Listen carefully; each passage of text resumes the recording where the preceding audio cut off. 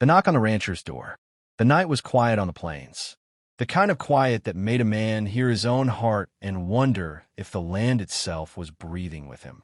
Miles of dry grass rolled beneath the moon, whispering against each other in the light prairie wind. Inside the weathered ranch house, Ethan McGraw sat alone at his kitchen table, a half-burnt lamp giving off a pale glow. He just finished his supper, beans and a biscuit gone dry, and leaned back in his chair. 38 years old, a man of few words and fewer friends, Ethan had grown used to silence.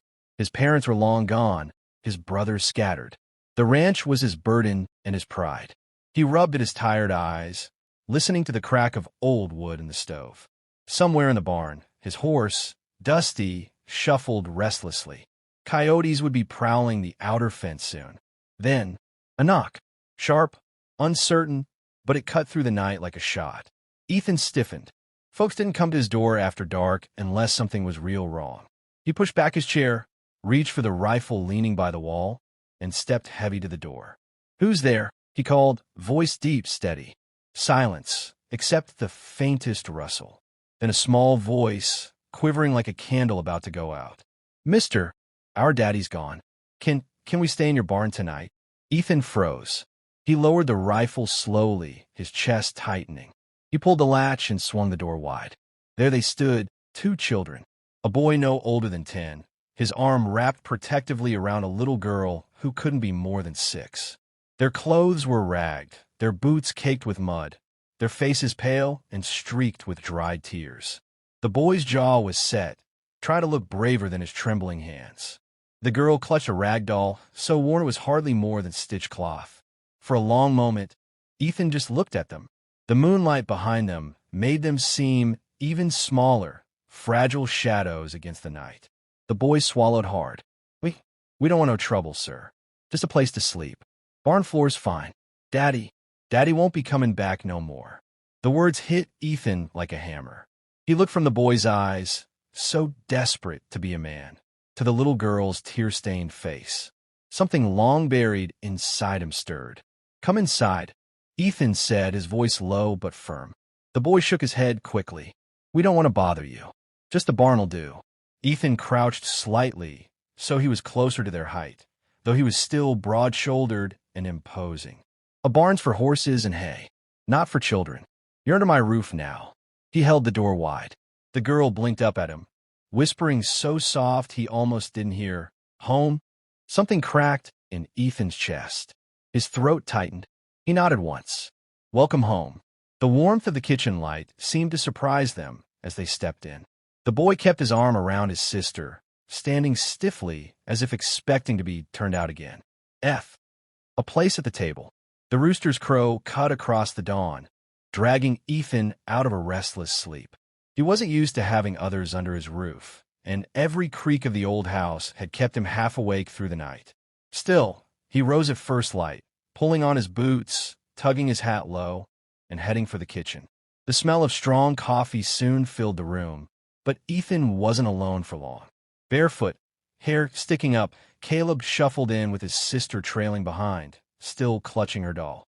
They looked small in the wide doorway, the morning light outlining their silhouettes. Ethan poured an extra cup, sliding it toward Caleb. "Too young for coffee," he muttered, then replaced it with a glass of milk. Mary's eyes widened at the sight of a small dish of eggs Ethan had fried. "For us. Food don't do no good sitting on a plate," Ethan replied, sitting down with his own share. The children hesitated until Ethan picked up his fork and started eating. Only then did they follow, shy at first, then hungrier by the minute. Ethan hid a smile behind his mug. When breakfast was done, Caleb spoke up. "Sir."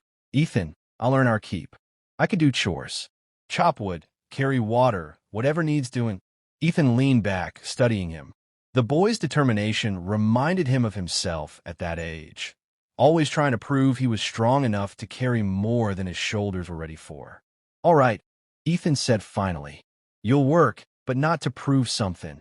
You'll do it to learn. Understand?" Caleb nodded firmly. Mary piped up softly. "Can I help too?" Ethan's gaze softened. "There's always small work for small hands.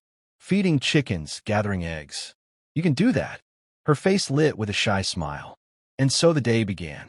Caleb shadowed Ethan out to the barn, eager to start. The air was crisp, the prairie stretching endless under the morning sun. Dusty, Ethan's old gelding, nickered when they approached. "You ride?" Ethan asked. Caleb's eyes brightened.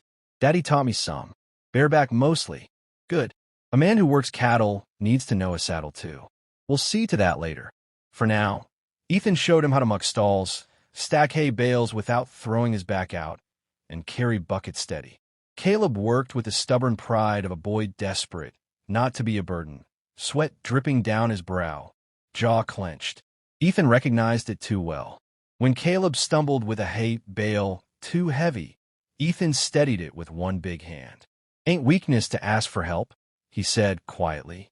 Caleb scowled, but the words settled somewhere deep, even if he didn't answer. Meanwhile, Mary busied herself in the chicken yard, giggling softly when the hens flapped around her. Ethan watched her chase after a runaway egg, her laughter ringing bright across the yard. For the first time in what felt like years, the ranch didn't sound so lonely. By midday, Ethan set down his tools, calling the children to the porch. He had cut thick slices. The days on the ranch settled into a rhythm, as steady as the rolling of the seasons across the wide plains. Clara woke with the dawn, slipping from the modest bed Daniel had given her in the small guest room, and moved quietly into the kitchen. She had grown used to the smell of coffee, the crackle of firewood in the stove, and the sound of little feet padding toward the table. Mary, wary and cautious at first, now came in to watch her cook, though she rarely spoke. Ruthie, all curls and laughter, clung to Clara's skirt, calling her Miss Clara in a voice that made the older woman's heart ache.